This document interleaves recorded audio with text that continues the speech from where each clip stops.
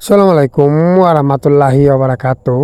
আজকে দেখানোর চেষ্টা করব আমাদের টমেটো জমিতে কেন ভিটামিন দিলাম এবং কোন ভিটামিনটা দিলাম, কী কারণে দিলাম।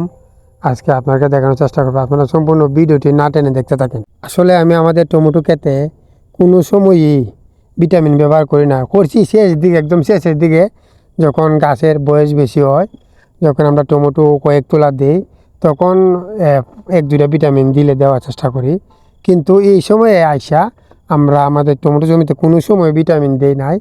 এখন দেওয়ার কারণ হচ্ছে গিয়া এই বছর আমাদের এই জমিটাতে অতিরিক্ত রোগ আক্রমণ করতেছে অনেক বেশি। খালি আমাদের না, যারাই টমেটো করছে এখন বর্তমানে অতিরিক্ত তাপমাত্রা এবং প্রতিদিনই বৃষ্টি হয়, এর ফলে প্রতিদিনই প্রায় ওষুধ দেওয়া লাগে। আর ছত্রাকনাশক ওষুধটা একটু বেশি পড়ছে, পচার ওষুধ যখন গাছে বেশি পড়ে তখন গাছের ফুলগুলো একদম ছোটো হয়ে যায় আর গাছগুলো একটু শক্ত হয়ে যায়। অতিরিক্ত পচার ওষুধ পড়ার কারণে আমাদের গাছগুলো মোটামুটি একটু শক্ত আমার কাছে লাগছে। তাই আমি আমাদের এই জমিটাতে একটা ভিটামিন দেওয়ার চেষ্টা করতেছি।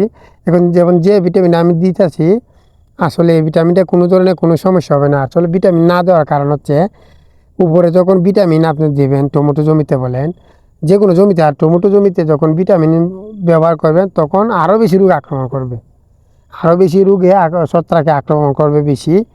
তাই আমি আমাদের জমিটাতে নুট্টাফস একটা ভিটামিন আছে, এই ভিটামিনটা টমেটোর জমির জন্য খুবই ভালো একটা ভিটামিন। আমি এটা সেই দিকে দিই, এবার প্রথমের দিকে দিয়ে দিলাম গাছ শক্ত থাকার কারণে। নুট্টাফস দিলাম 100 মিলিটার 2 ড্রাম, সাথে বারান্ত একটা প্যাকেট আছে ছোটো 1 গ্রামের প্যাকেট, এটা দিয়ে দিলাম ড্রামে একটা। আর এন্ট্রাকল সাথে দিলাম। এন্ট্রাকল সাথে দেওয়ার কারণ হচ্ছে, এন্ট্রাকলটা সাথে দিলে ছত্রাকে আক্রমণ করতে পারবে না, গাছগুলো ভালো থাকবে। তাই আপনারা যে কোনো ভিটামিন জমিতে ব্যবহার করেন এন্ট্রাকল সাথে দেওয়ার চেষ্টা করবেন, দেখবেন ইনশাল্লাহ জমিগুলা তেমন একটা ভিটামিনের প্রভাব ফালায় ক্ষতি করতে পারবে না। আমি সবসময় নিচের ভিটামিনের উপরে নির্ভরশীল হই, উপরের ভিটামিনে আমি কোনো সময় নির্ভরশীল হই না। তাই আমি যখন মাটির নিচে খাবার দিই তখন সালফার, জিঙ্ক, বোরন, ম্যাগনেসিয়াম বাড়ায় দেওয়ার চেষ্টা করি। যখন গাছের জ্বর ভালো থাকবে তখন আপনার জমিগুলো এমনিতে ভালো থাকবে।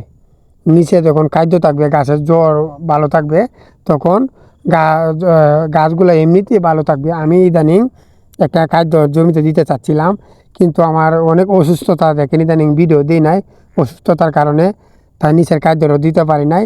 নিচের খাদ্যটা অতদিনে দিয়ে দিতাম, নিচে একটা খাদ্য আমার এই জমিটাতে প্রচুর দরকার, তাই আমি দিতে পারতাছি না অসুস্থতার কারণে। অবশ্যই কয়েকদিনের ভিতরে দেওয়ার চেষ্টা করবো ইনশাল্লাহ। মোটামুটি শরীরটা কিছু সুস্থ হয়েছে, আর একটু সুস্থ হইলে অবশ্যই দিয়ে দিব সার ওষুধটা, একবার দেওয়া অতিরিক্ত জরুরি। যাই হোক, সবাই দোয়া করবেন যাতে শরীরটা সুস্থ হয়ে যায়। আর কে কোথা থেকে ভিডিও অবশ্যই কমেন্ট করে জানাবেন। সবাইকে অসংখ্য ধন্যবাদ ভিডিওটি দেখার জন্য। আসসালামু আলাইকুম ওয়া রাহমাতুল্লাহি ওয়া বারাকাতুহু।